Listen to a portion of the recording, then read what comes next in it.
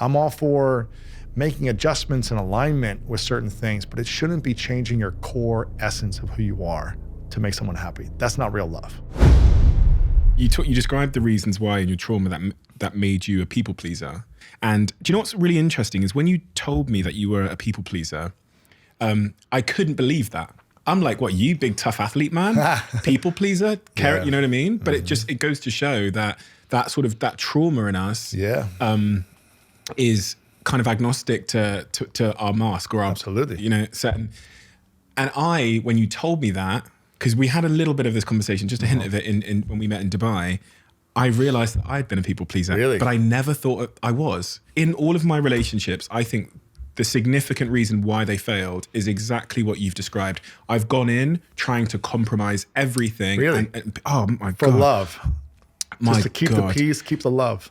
Just to keep them and try and keep them happy with me. And in the short term, that day, fine. You go any kind of mid to long term time horizon, and it's resentment, it's exhausting, anger, exhaustion, arguments. It's a weight. A weight. So exhaustion, man. I take full responsibility for every relationship I've chosen and been in and stayed in, because I could have gotten out of any relationship at any moment, but I was afraid and I lacked the self-confidence to step away because I was afraid of losing love. Not real love if it's inauthentic. If you're having to change who you are to make someone happy, I just don't feel like that's real love.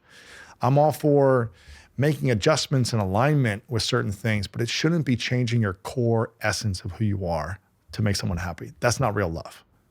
You said something to me which really puzzled me because I've never heard it before, which was when I said, I started talking to you about what things I should be compromising in my relationships, and you went, no compromise. I mean, for me, I don't believe in compromising who I am. Yeah. If you're like, listen, this week I want to go to this place for a restaurant and next week you can choose, that's, I guess, a compromise of like activities. Yeah. But not compromising your core values and your authentic power. If we are compromising our authentic selves, we're essentially saying, screw you to our creator. You've created us for who we are. And no, I don't want to be this way for one human being because it doesn't make them feel good or it makes them unhappy or they're afraid or scared. As opposed to, who can I be if I'm 100% myself in life? And I'm not saying like, if you've got flaws, adjust those, improve those. Like, I'm all willing to improve and adjust all my flaws. But if it's something that's at my core, is my personality, I'm not changing for anyone. Why? I want to be changing for one person? That just doesn't seem like a good, situation. And I've done it for too long. And with Martha, your current partner, you had a conversation very early on about your unwillingness to compromise your core values. Yes. And my priorities. And your priorities. Yes.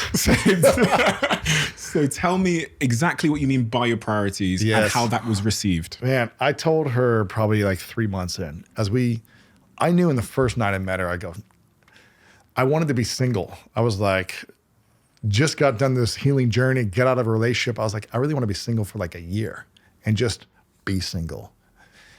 And I met her before that time. And I remember thinking, oh crap, there's something unique and special here on a different level, more than just sexual attraction. There's a spiritual connection. There's something deeper that I can see a vision of something incredible that I couldn't do on my own, right? And I was like, let me just string this along as far as I can before I get committed, right? Let me just give it some space, not jump into this thing too fast. Like, let's just take it slow. And after about 3 months, I said to her, listen, I'm gonna tell you something that I don't think you're gonna like. And I said this many times to her. I'm gonna say something right now that you're probably not gonna like. And I don't think any woman wants to hear this from a man. I'm just letting you know. And she's thinking I'm about to drop a bomb or something. And I'm like, you may not want to continue dating me after you hear this. She's like, what is it? She's freaking out. I go, you will never be my number one priority. Never. And I had an explanation. I said, listen, my number one priority needs to be my health, because without my health, I can't fully show up for my number two priority, which is my mission or my calling from God. Oh God, you wasn't even number two, Lewis. And I said, you're not number one and you're not number two. You're number three.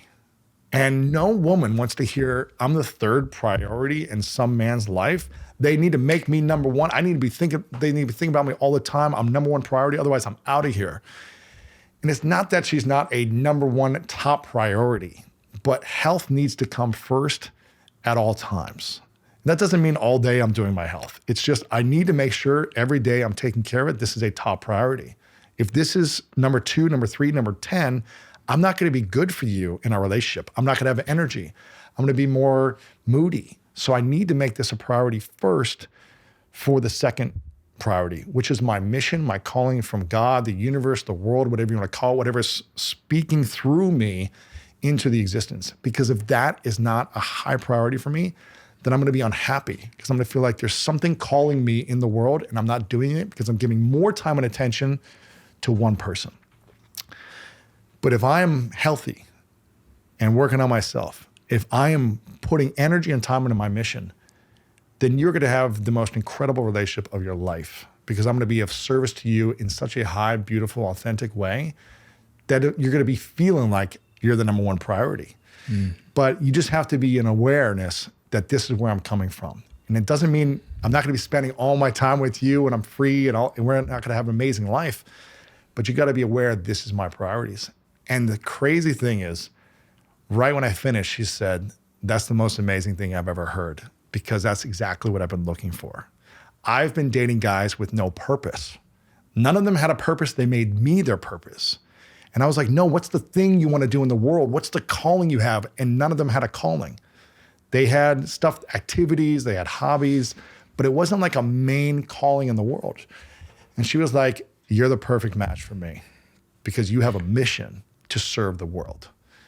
And I'm cool with that.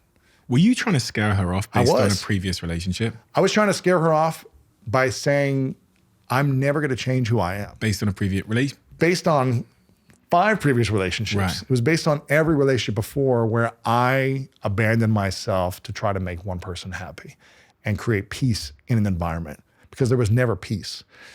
And it's my responsibility. It was my decisions by choosing these relationships, by staying and by not leaving sooner. And so it's never, because I just wanted to fix the relationship. I was like, okay, how can we make this better? What mask have I got to wear? Exactly. Yeah. And so, man, it's liberating and freeing. And the only way this works is because this sounds bad. I'm going to say something that probably sounds bad. I think my girlfriend would be okay with me saying this, but the only way this works is I'm willing to walk away at any moment.